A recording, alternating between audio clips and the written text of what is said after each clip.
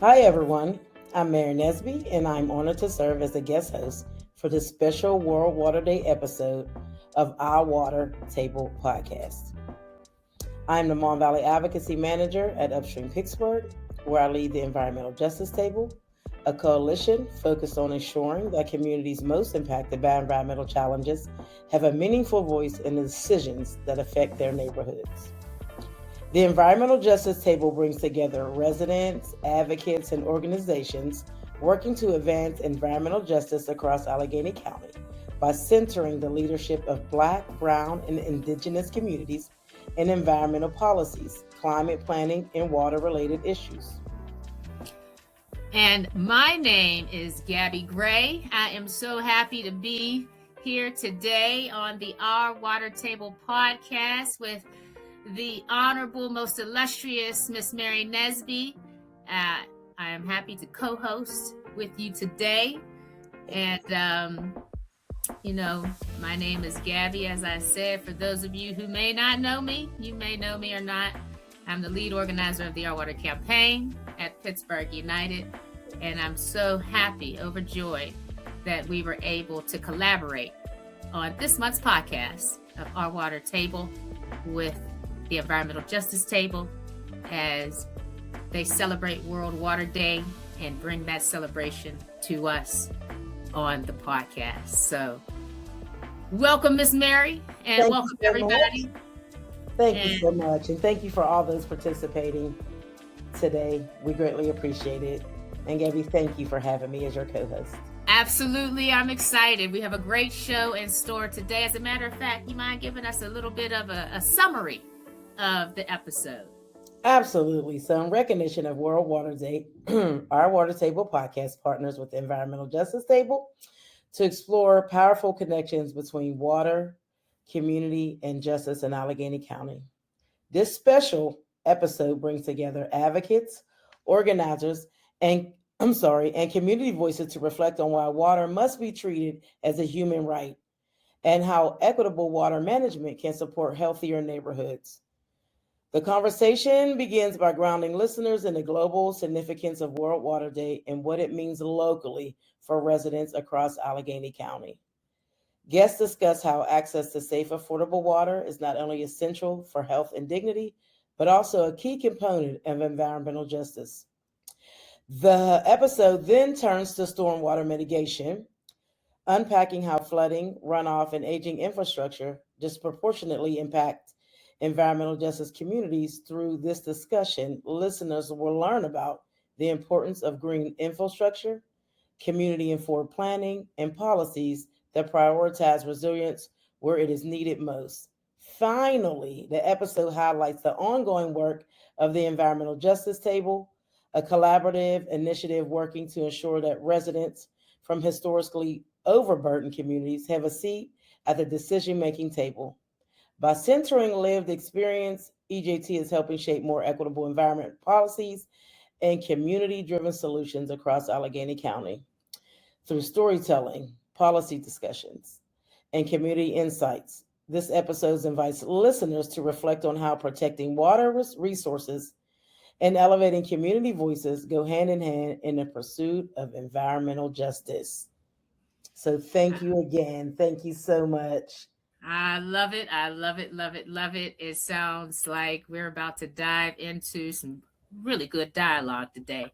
And first, I just would like to open up with some really good dialogue just between you and I, right? So people get a chance to learn us a little bit better. Is that all right, Miss Mary? Can I ask you a couple questions before we jump into our first segment? That's all right? That's all right with me. That's all right with me.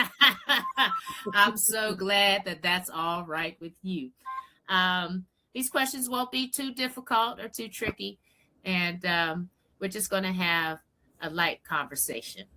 And so I guess my first question to you is, as someone who has worked deeply in the community, what does water equity actually mean to families on the ground? And why is it such an important issue right now, particularly during World Water Day? Well, thank you for that very important first question. Water equity simply means that every family, no matter their zip code, income, or background has access to safe, clean, affordable water. For many communities, especially older communities like those in the Mon Valley, aging infrastructure has created real concerns. On World Water Day, we're reminded that water isn't just a utility, it is health, dignity, and a basic human right. Water equality, Gabby, is about making sure no community is left behind when it comes to that right. I love it. I love it, love it, love it. And it's so appropriate to center community and all of the work that we're doing, right? Absolutely. It's better to work with community than for the community. And my personal experience is being a member of the community. So I appreciate that answer. And I just have one more question for you before we get into our first segment, right? All righty. It's, many people hear about lead service lines, dun, dun, dun, lead service lines, this thing, right? But they may not fully understand, right, the risk of lead service lines and the critical importance of having those lead service lines replaced. Can you explain why replacing lead lines is so critical for the health and future of our communities, particularly our environmental justice communities? Absolutely. And being a resident in one of those communities, lead lines became a really serious public health issue.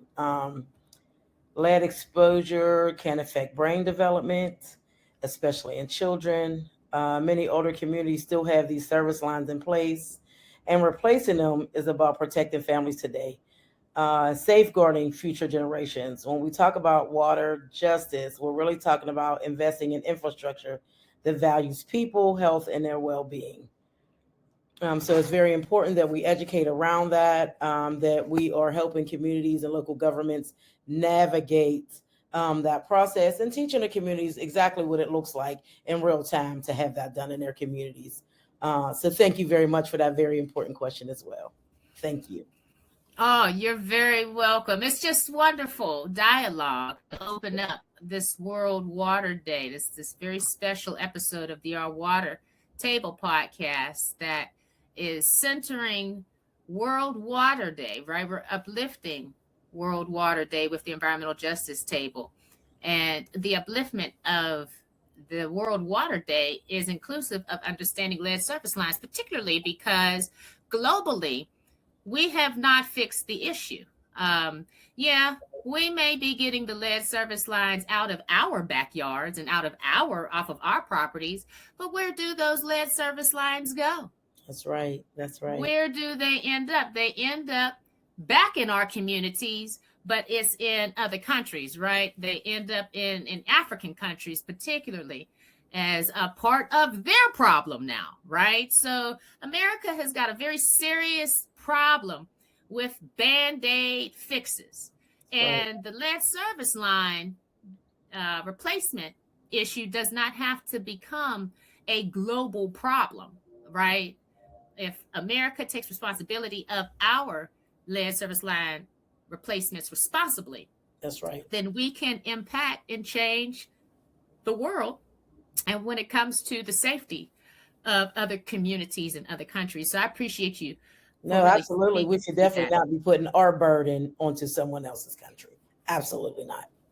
I love it. I love it. Exactly. And that's why I'm really excited to have this conversation today that uplifts World Water Day, not just America's Water Day, because this is everybody's water.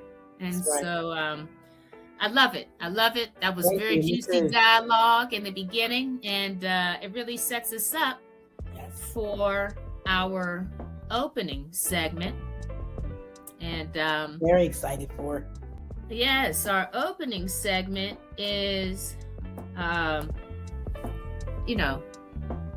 coming from the space of how community can get involved in its water mitigation and really helping to stop the problems that come with constant flooding, which is also a global issue.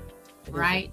You have communities and areas that are very close to water, and they are experiencing tidal flooding, right, during the rainy season in other countries, right?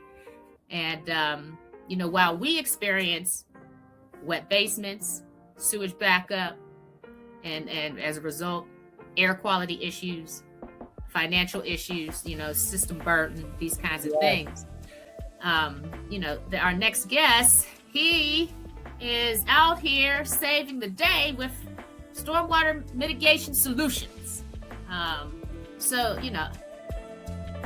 I don't know if you want to give the illustrious introduction of our next guest, Miss Mary, since you work with our next guest over at Upstream Pittsburgh.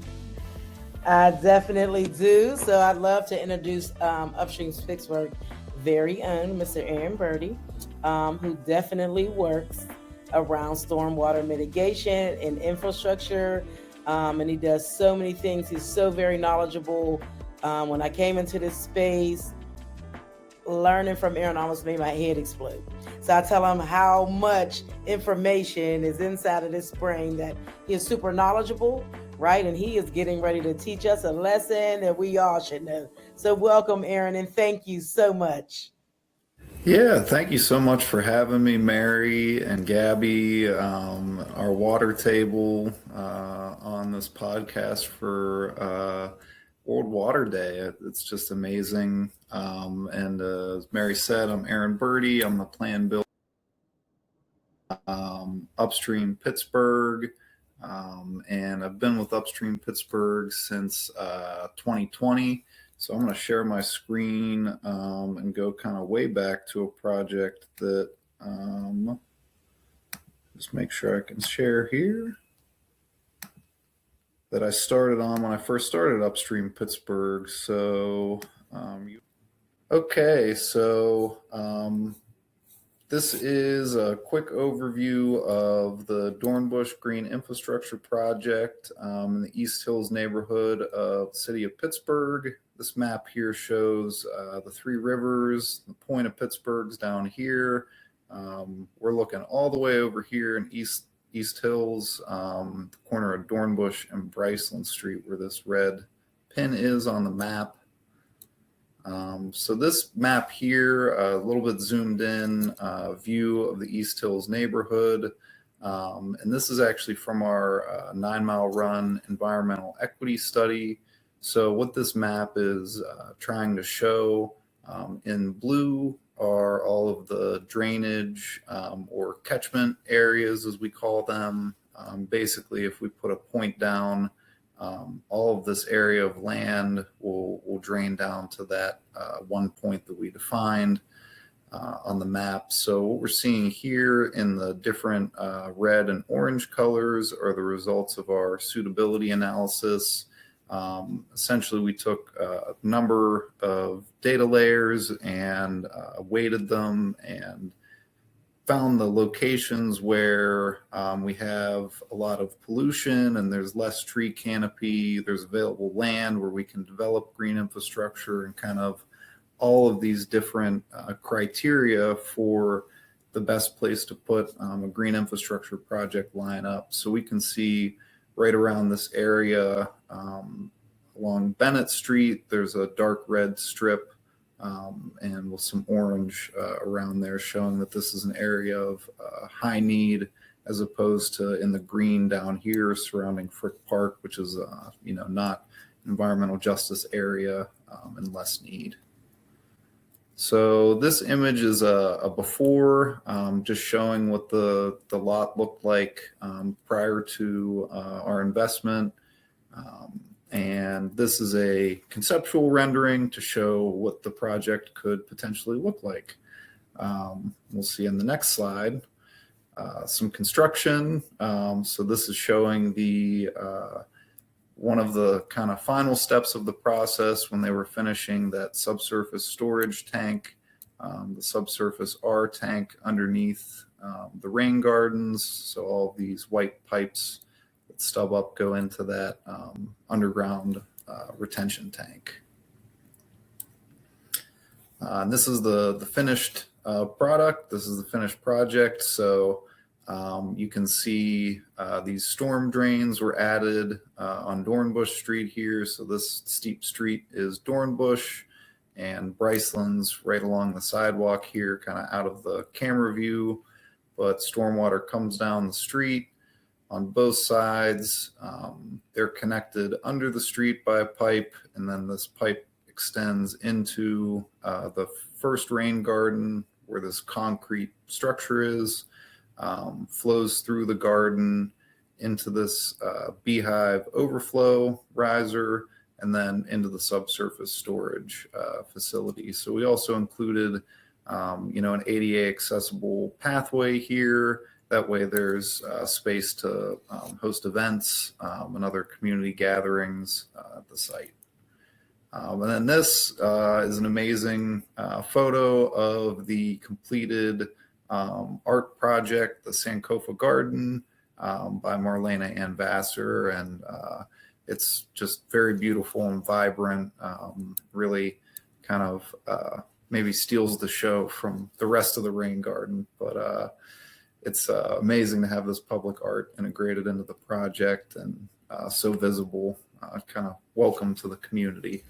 So, as Mary and Gabby, alluded to, Pittsburgh does have our fair share of flooding issues. We're a very water resource rich area in Pittsburgh. We're the Three Rivers city, and we also have many streams and runs and creeks that might not be known because they're buried underground, but do essentially serve as the sewer system for the city today. So when Pittsburgh was first developed, the easiest way to dispose of sewage and waste and trash was to put it into a pipe that went into a creek, and that creek went down to the river and carried the pollution elsewhere away from civilization.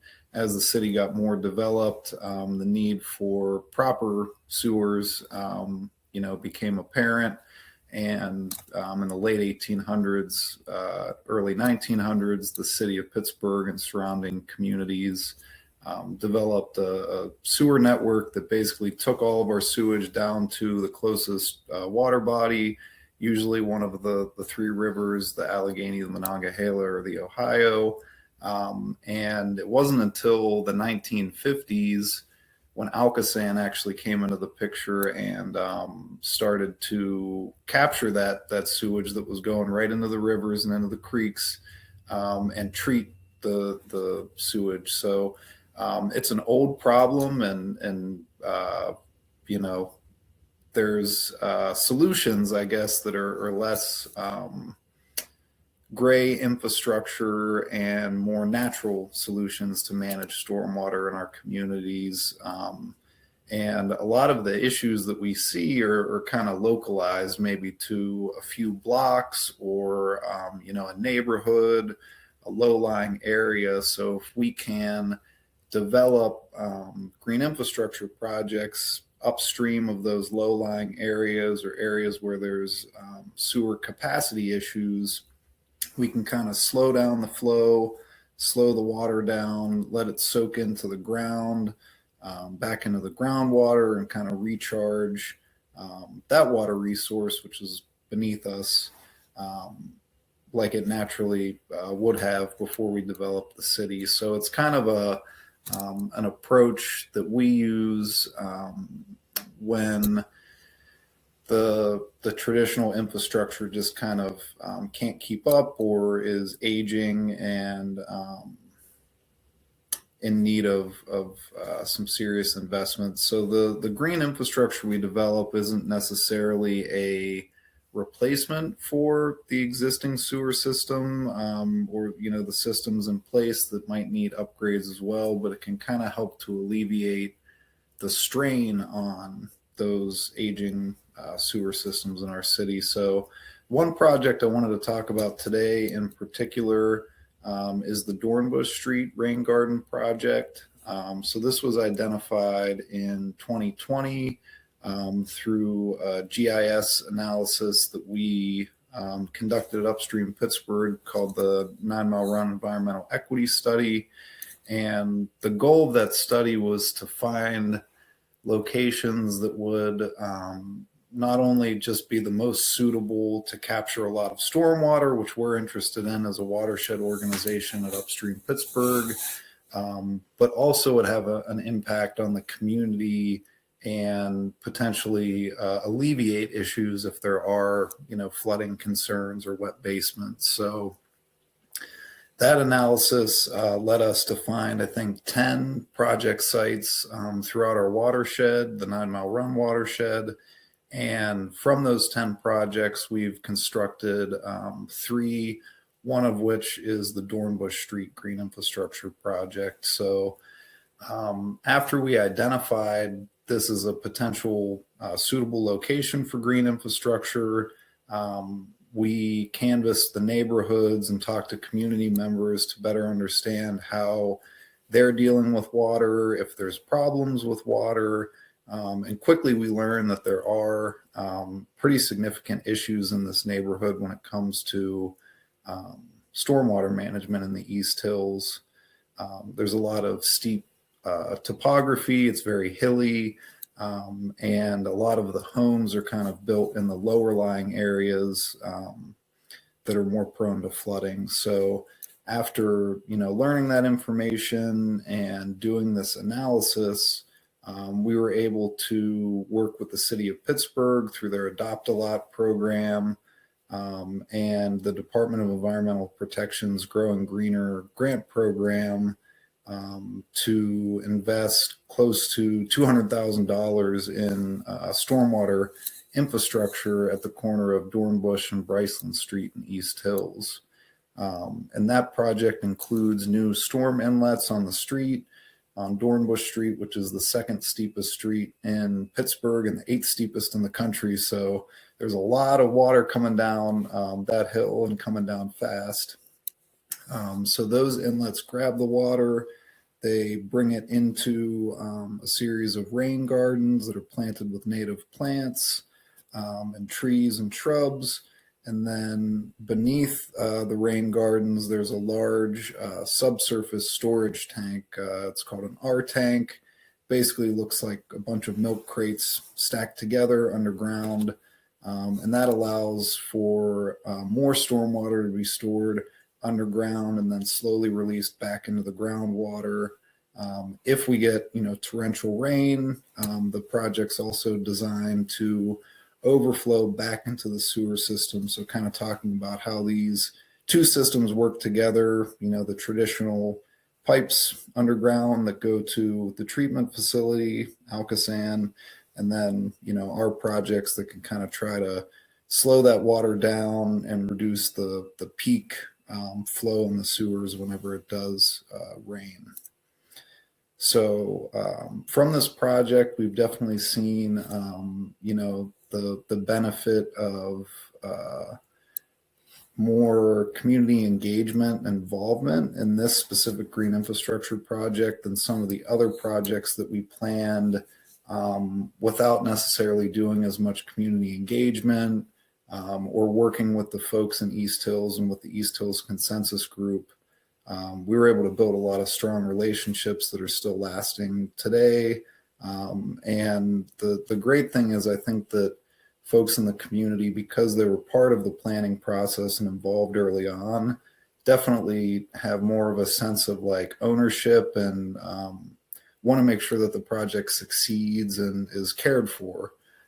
So we've had a lot of great volunteer work days at the site, also block parties and celebrations to celebrate the public art project that was just completed last year by a very talented local artist, Marlena Vassar. And it's amazing to integrate the public art into green infrastructure as well. So that's definitely something that we'll be looking to do on projects moving forward.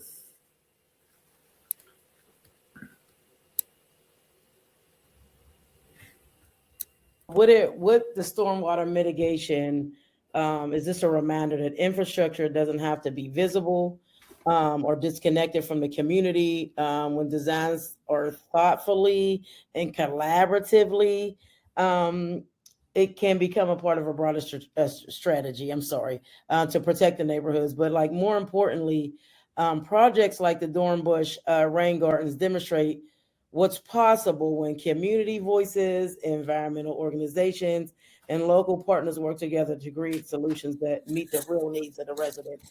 So thank you for that continued support in those areas, right? Continue to build those relationships. And thank you so much for your interview. I appreciate all of that. Well, I have a couple of questions for Aaron, Yeah, if we go don't for it. mind some Q&A. Fire away. Okay, well, my first question is, you mentioned sewer grates in the stormwater mitigation work in East Hills. What condition, or were you able to see the condition of the sewer grates? Were they clogged and covered up with leaves before you started the mitigation project, the stormwater mitigation project, or were those sewer grates, were they cleaned? Only reason I ask is because of a recent report that I saw on the news about illegal dumping happening in East Hills. And so I just was curious, does illegal dumping impact your stormwater mitigation efforts if not properly enforced, if the illegal dumping citations are not properly enforced, and if there's no cameras there to catch anyone? Yeah, that's a really great question, Gabby. And it's, it's something that unfortunately a lot of communities like East Hills are dealing with. People come, they see land, they don't see anyone watching, and they dump their whatever it is, construction debris, trash, you name it. And that's what this lot really was before we activated it. So I think that, to your point, that activity is going to keep happening, and hopefully, if we can activate more of these, we call them vacant lots or vacant spaces, but it's land. If we can activate more of this land in the community and redevelop, housing too, which is definitely a concern and something that people are wanting to see, then that can help reduce that illegal dumping and make it easier to maintain. Because we, not at this project, but at another one, we deal with just trash cans that blow over. They blow all this garbage down into the rain garden, and then we have to pick all of that up, and it can create clogs and block the storm drains and things. But to answer like your question maybe completely, we've been working on a watershed plan, so the Ripple watershed plan, and this area kind of East Hills has been one of the target areas for our outreach and planning. And we have learned through that the biggest concerns people have really are storm drains being maintained, so clearing leaves and debris so that they're actually able to function and capture that water. And then the other issue is illegal dumping and trash that's really come to the top, but they can impact stormwater, right? So if all those drains are blocked and they're not capturing the water from the street, that can get into somebody's yard or into their basement, and that can cause some pretty devastating consequences. So that's definitely something that we've been working with the right utilities to try and ensure that they're keeping up with that maintenance.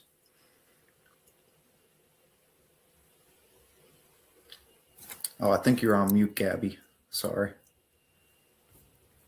There we go. Thank you. I apologize. And I appreciate that answer. And you bring up utilities. Who are some of the partners that you're working with in the utility space? And just overarchingly, who are some of the partners that you would work with on a stormwater mitigation project outside of community members? Yeah, another great question. And it really depends on our watershed, which is the fun thing. So we, in 9 Mile Run, in a lot of areas, because watersheds don't respect our geopolitical boundaries that we define. Sometimes they line up, most of the time they don't. It depends on where we're at. So if we're working in Wilkinsburg, we're really directly working with the Wilkinsburg Borough Management and Council and their Public Works Department to ensure that we're implementing projects that align with their, views and goals and their maintenance capabilities. In the city, it's a little bit more complicated because it really depends on where you're working. So for Dornbush, we worked with Pittsburgh Water and the Urban Redevelopment Authority through their Adopt a Lot, or the city's Adopt a Lot program, I apologize, city planning's Adopt a Lot process. So those were the two key partners there. We also had to work with the county health department for plumbing, making sure that, our plumbing tap into the sewer was to code and up to spec.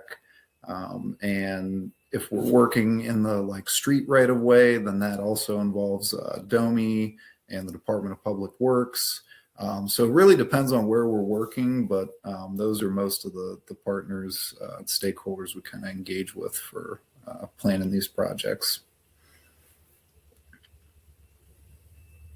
I love it. Thank you so much for folks who, they don't know anything about stormwater mitigation and their community is experiencing flooding, right? And so what are some of the first steps that they can take is to establish that network of partners, because it obviously is about dealing with the land itself. And we all know folks just don't let you deal with the land, right? Without some red tape and some hoops and some swoops and all kinds of things. And so I appreciate you for answering that question. I do have just, if you don't mind, two more questions. Sure, yeah. And when you're speaking about the stormwater mitigation and the planning and things of this nature, again, we're talking about land, right? Not just water, right? Because oftentimes there are laws in place to govern the land, but there are no laws in place to govern the water, right? And so once you get through all of that, right, I'm sure navigating such a complex environment, it costs money. And so, is the stormwater funding just flowing to you nonstop? You can't stop it? Is you swimming in stormwater funding, or is it a drought in stormwater funding? And if it's a drought, what are some of the things that community can do to advocate for more stormwater mitigation funding? Another great question, Gabby. And yeah, none of this work happens without the funding, and the partners and all of that. So I can speak to what's worked for us, and I can also speak to maybe some opportunities that Shavesha, our water advocacy director, has been looking into from the state. Because as we know, federal funding, we can't rely on that anymore, right? So trying to get more creative with other state funding sources. But for the past few years, we've had a very successful and great relationship working with the Department of Environmental Protection's Growing Greener program. So they do limit your yearly ask. So I think a $500,000 ask per year is the most you can ask for. And that allows us to do projects at the scale of Dornbush. With our watershed plan, we're really looking at larger scale investment and looking at networked opportunities and these kind of water capture districts where if you've ever been down to like Etna or maybe like the main street in Garfield on Penn Ave, there's kind of streetscaping and stormwater management interwoven together where you don't see it as much, but the function's still there and it's aesthetically pleasing. So we're kind of looking at, bigger opportunities and partnerships with the city of Pittsburgh or with Wilkinsburg to go after larger state grants or even potentially the low interest loans through like the state revolving fund. But again, that's more of Shavesha's area of expertise, and maybe Mary even has some potential grant opportunities that I missed. But Yeah, we've been able to tap into some, but definitely finding ways for some of the larger, governments or utilities to tap into more funding to do more of this work would be advantageous for everyone.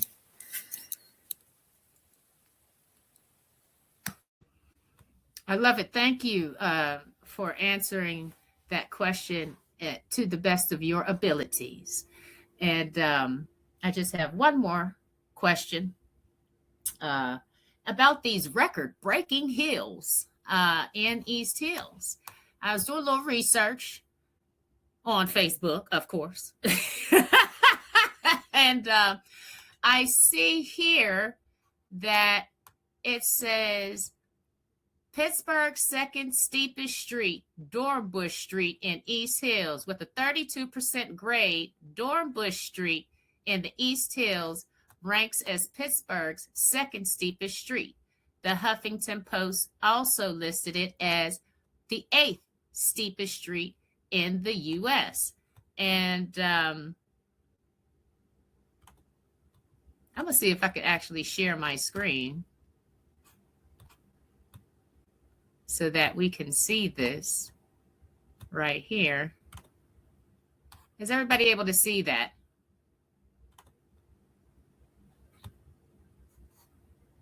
Yes, I can see that. Wow. I just wanted to show you my research is real on Facebook, folks. Look at that hill. And that's Dornbush. This is a picture of Dornbush. Am I correct, Aaron? Oh yeah, that's it. That's the steps. Yeah, that's the whole. That's it. The steps. That's it. So, to speak to these record-breaking hills that you all are working to build infrastructure for,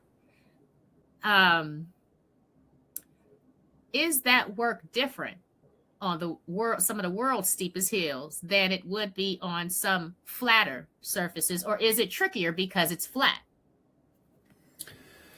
Oh, Gabby, that's another good question. You just keep coming with great questions for me. I don't know. What can I say? What can I say, Aaron?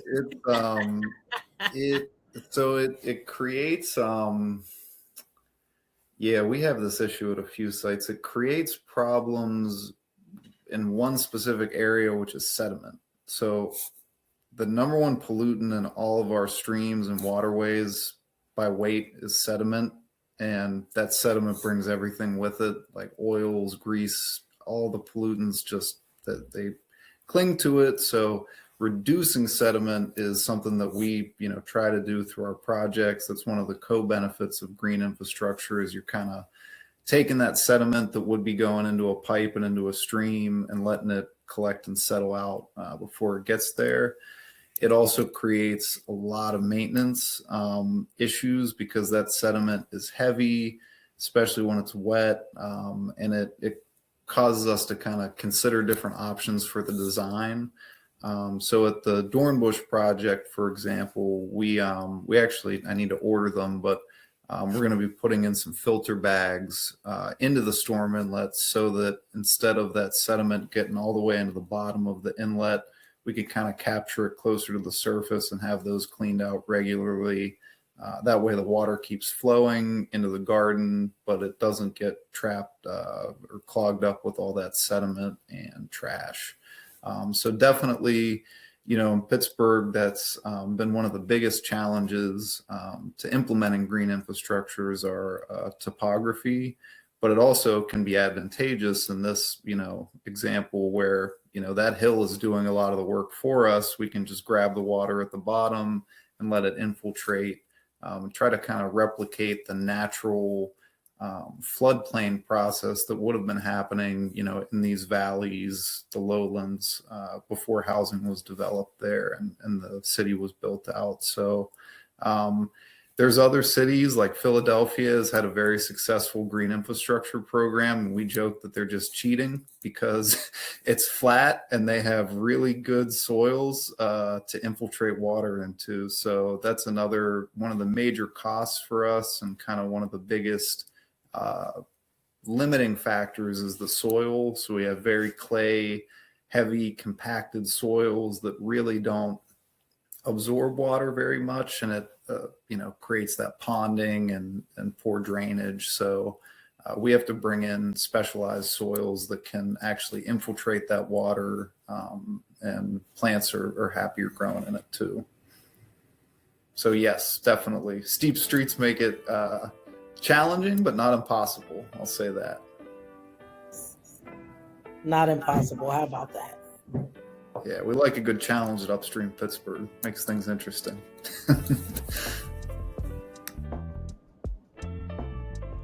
Well, Aaron, thank you so very much for entertaining my rapid questions. I appreciate you so very much. I don't know if Miss Mary, do you have any questions? No, I don't have a question, but I just feel that projects like Dornbush do more than manage water. They help create resilience in communities that have historically, such as East Hills, experienced the greatest environmental burdens. In doing that, what you guys are doing, transforming these vacant lands into functional green spaces, community is able to come, hang out, enjoy each other, learn more about. But these initiatives, bring like a social justice, right, for those neighborhoods, which I'm very thankful for and to be a part of and learn more about. So it's more than water management here. This is all about environmental justice.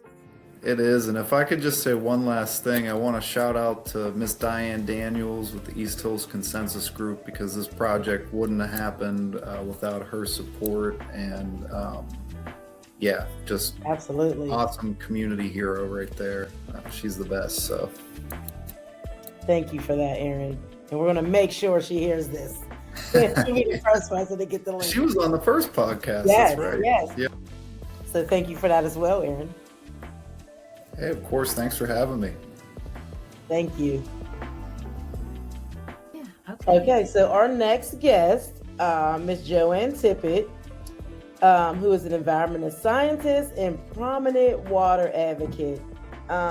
Environmental science is, as our environmental advocacy coordinator at Upstream Pittsburgh. She works with the Negley Run watershed, serves on the Pittsburgh Water Authority, Water Equity Task Force, and helped lead the successful effort to keep the Pittsburgh Water Authority public. She works closely with communities to advance equity, science-driven solutions to flooding and water infrastructure challenges. Let's welcome Ms. Joanne Tippett. Hello, everyone. Hello, all right, Ms. Joanne, it's so good to see you. It's good to see you too. Joining us. Well, thank you for inviting me. Welcome back. Welcome back. It was great. You were on our very first podcast last month, our Black History Special, as we paid a tribute to Reverend Jesse Jackson, the late great Reverend Jesse Jackson. And so good to have you back on the show. How have you been? I've been great.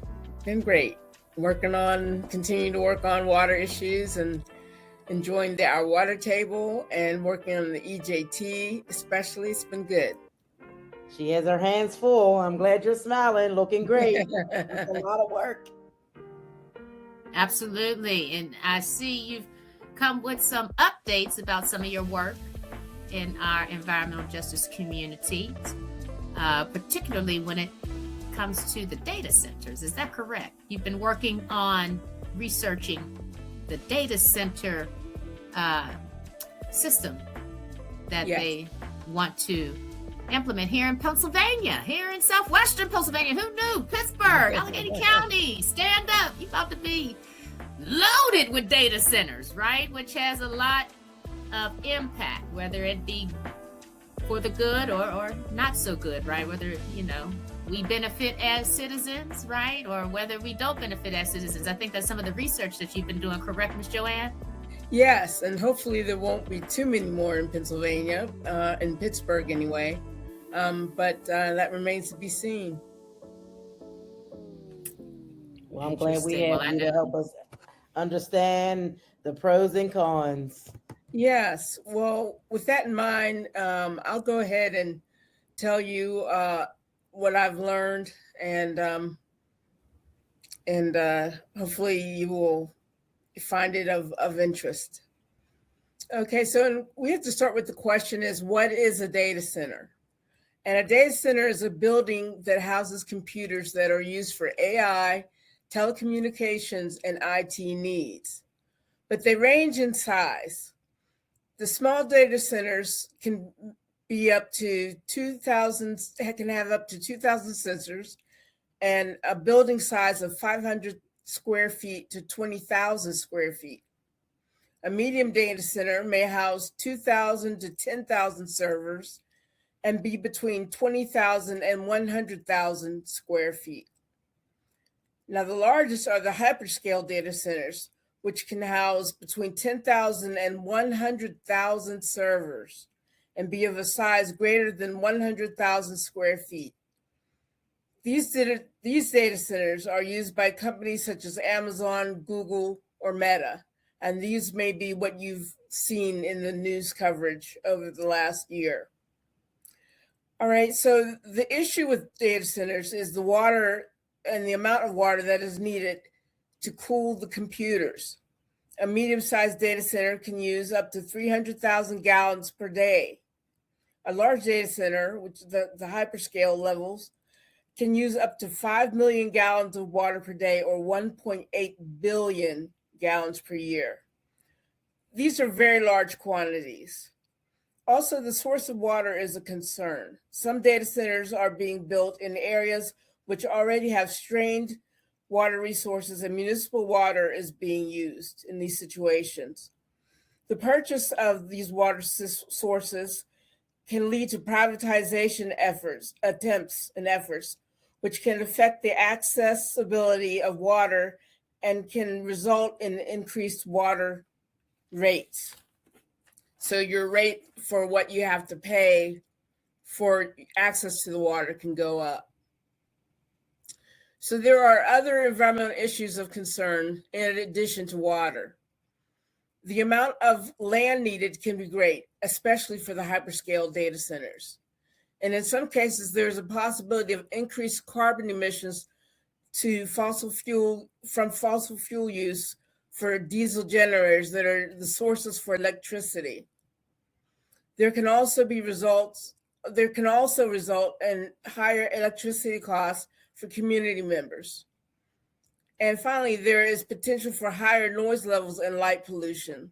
And these are all issues that communities have faced when they've had data center development issues come forward in their councils.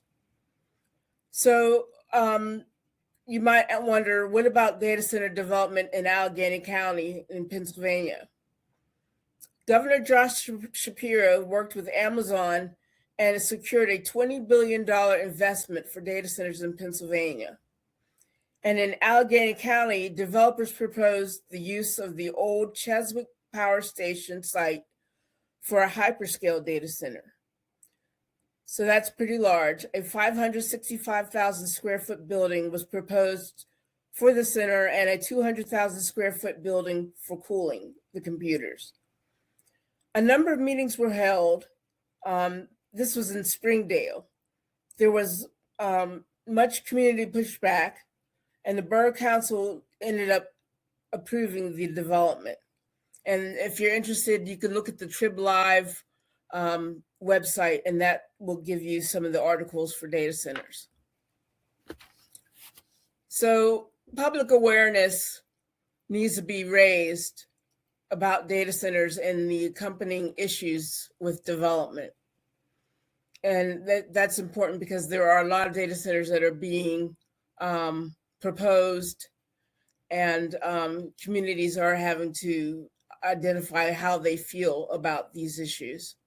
There are local organizations in Pittsburgh and Allegheny County that are focused on raising awareness, and such as the Breathe Project and the Allegheny Decarbonization Coalition. So I would just say, if you're interested in this issue, seek out these organizations and get involved. Get involved is right. Absolutely. You have to excuse me. I was chewing on some trail mix. Sorry. Probably shouldn't say that on the podcast, but Hey, this is real. Hey, this is real, okay? We are out here in the streets, in the trench, and doing the work for real. And Yes. I appreciate you, Miss Joanne, for giving us all of the details that you've been able to put together in such a detailed report. I guess my question is, this is World Water Day, and so I've been hearing myths. I don't know if they're myths or if it's real, but are there going to be impacts to our water because of the data centers being built using a system of redundancy?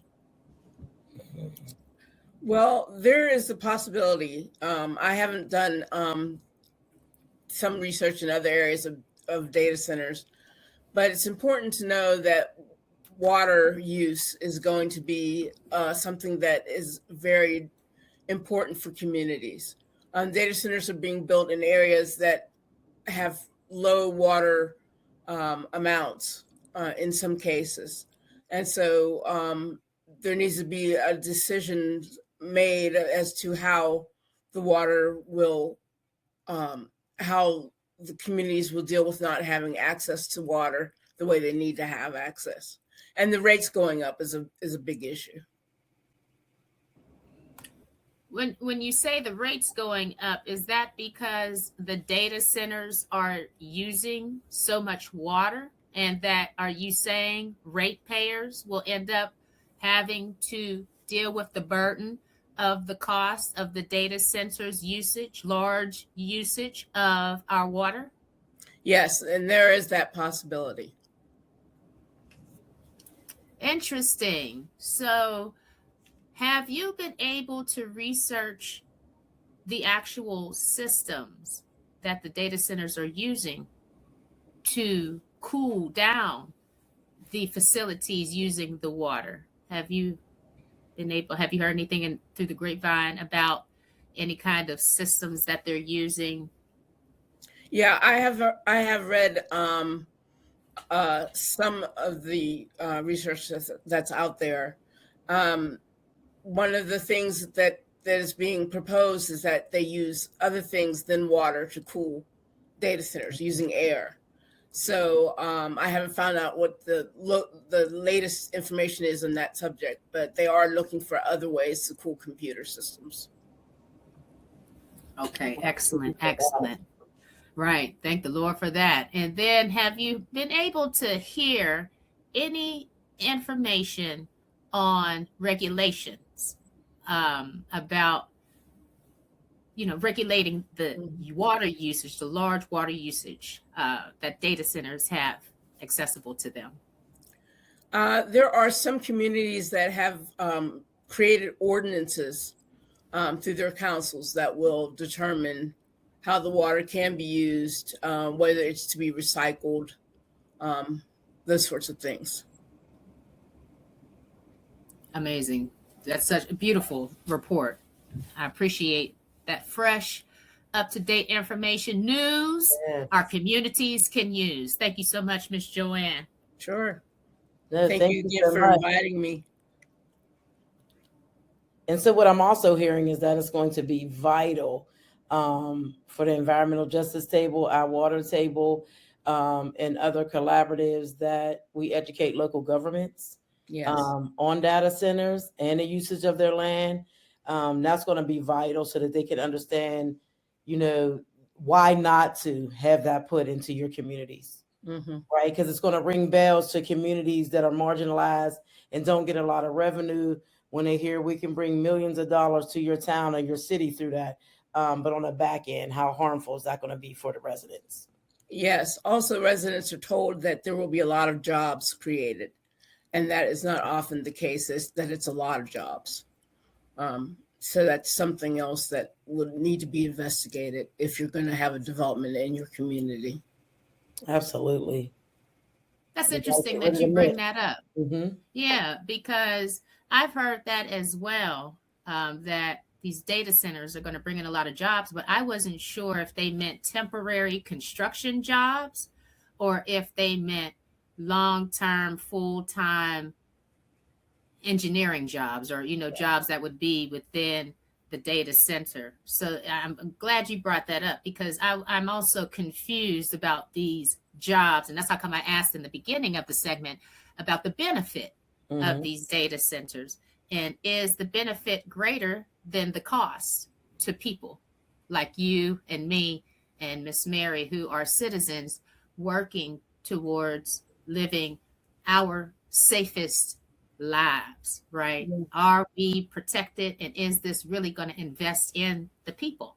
Yes. Have you been able to see any evidence of that in your research, Ms. Joanne, that the people are going to benefit from this redundant system of data centers?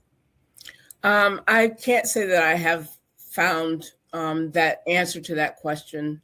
I haven't done a deep, extensive research on this topic, but that's something to look into.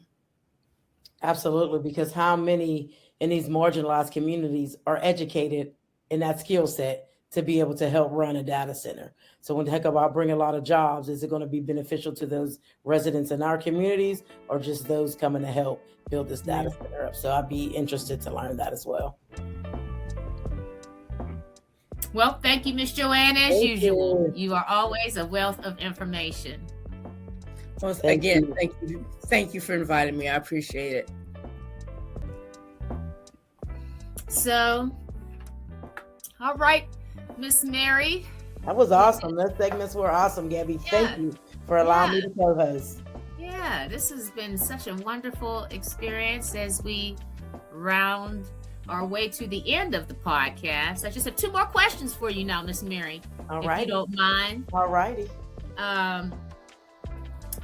The first of the 2 would be about the importance of the environmental justice table. And my question is, you've been very involved with the environmental justice table. Why is having a table like this so vital for bringing organizations and communities together around water justice? Thank you, Gabby, for that amazing question. Since I've been in upstream, because this is my first time being in the environmental justice realm, I believe the table is vital because it brings together community leaders, community organizations, and advocates like Ms. Joanne, who are committed to equity, such as yourself. So instead of working in silos, we're collaboratively sharing resources and making sure that the voices of the impacted communities are front and center in these conversations, and also building up the public trust. I mean, lots of times, we get entities that come into our community, use our statistics to get funding, and then leave us non-sustainable. And I believe that the EJT table, as well as the Our Water table, is here to take back the narrative and change what it looks like to come together and work together and create these spaces where those most impacted will have a voice. I love it. I love it. Love it. Thank you for that. You're welcome. And, my last question is pertaining to the future and collective action. And looking ahead, how can the environmental justice table help shape real solutions and ensure that communities most affected by water inequities are leading important conversations about their water? Absolutely. So not to, keep beating this into the heads of our listeners, but it creates space where collaboration. Go ahead, beat it in their head. Go ahead. That's right. Beat So it in their head. Exactly. We got to. If we're going to change, the outcome of what this looks like. So I believe the environmental justice table creates a space where collaboration turns into action. It allows organizations and communities to align around a shared goal, whether it's addressing lead lines, improving water access, or advocating for fair policies. The goal is simple, and that is to make sure that people most affected are not just part of the conversation, but they're leading it. All the way up to those policies, right, that you work so hard for. So it is vital. It is vital to all the work that is being done. I I love it. And I couldn't agree more, and I could not have said it best, Miss Mary. Thank you so much for joining me today on the Our Water Table podcast, where we collaborated with the Environmental Justice Table at Upstream Pittsburgh on a spectacular World Water Day discussion, where we were able to talk about stormwater mitigation. We were able to talk about the impact of data centers on our water, and we were able to discuss water as a human right. And this has been very rich of an experience. Thank you so much, Miss Mary.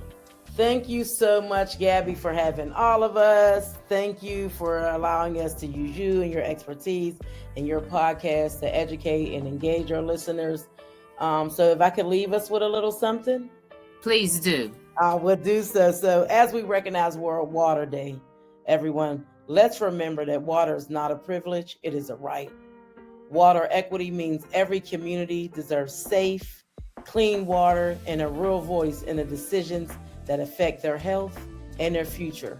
When we come together through spaces like the Environmental Justice Table, the Our Water Table, we move from conversation to action, because protecting our water means protecting our people. Happy World Water Day. I love it. Thank you so very much, Miss Mary. And yes, absolutely. Happy World Water Day. I want to thank you for your inspirations, as well as your motivations, as well as your educations. Thank you, Gabby. Today's podcast, getting folks activated is not an easy job. They don't understand the work when you're on boots on the ground, in the trench, doing the work with community. And that's what you're doing. And I could not be more appreciative of the work that you're doing in our communities. So thank you so much, Ms. Mary. Thank you so much. Thank you so much for teaching me, Gabby, and leading me with all of your skills and expertise and advice. So thank you for giving me those spaces when I need them. I appreciate you. Yeah. And remember, stay tuned to listen to our next podcast, where we will have that. Again, this is a monthly podcast, so look out for our April podcast, where we will hold discussions about our water. Yes. And until then, take care, and we'll see you soon. All right. Thank you, everyone.